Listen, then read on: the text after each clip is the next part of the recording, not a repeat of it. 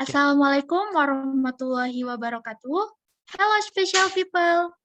Welcome to the 12th episode of SPE Talks by SPE STM Migas Balikpapan Student Chapter. Di episode kali ini, kita akan membahas topik yang relate banget buat mahasiswa teknik perminyakan.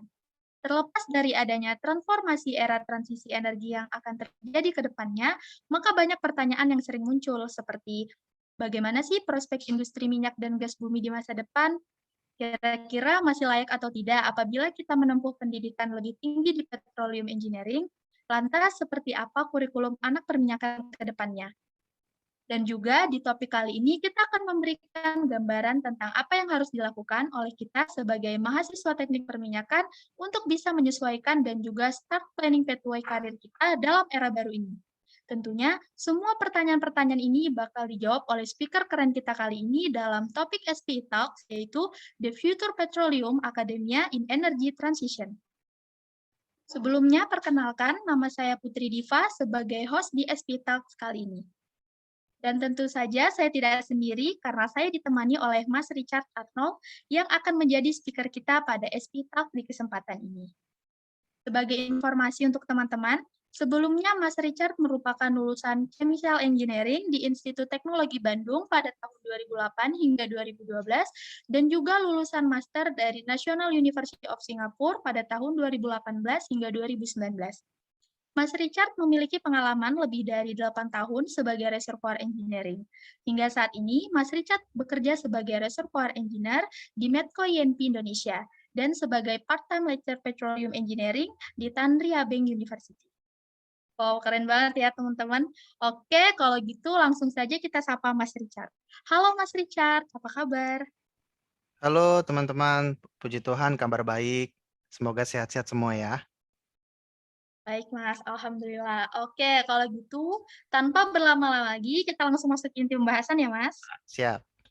Oke, baik Mas. Jadi untuk saat ini oil dan gas itu masih energi utama ya Mas yang menduduki untuk global? Yes, that's for sure kalau itu. Oke, baik Mas. Jadi Mas, apakah masih worth it nih Mas kalau saat ini dan 10 tahun yang akan datang kita masih kuliah untuk mengambil jurusan teknik perminyakan ini Mas? Iya, kalau dibilang worth it atau enggak, at least untuk 10 tahun yang akan datang, tentu saja masih worth it sekali. Gitu ya, karena tadi hal yang tadi bahwa kita masih akan membutuhkan oil and gas gitu ya. At least sampai 2070 bahkan lebih dari itu gitu ya. Jadi di dalam era 10 tahun ini teknik perminyakan masih tentu saja menjadi prodi yang sangat dibutuhkan untuk dunia gitu ya, untuk teknologi, untuk sumber energi dan lain sebagainya.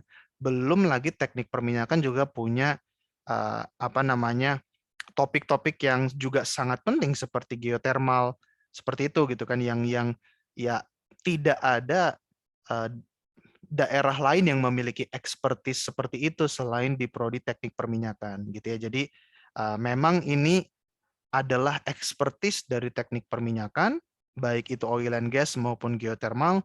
Jadi kalau ditanya worth it, ya tentu saja worth it gitu ya. Secara general worth it.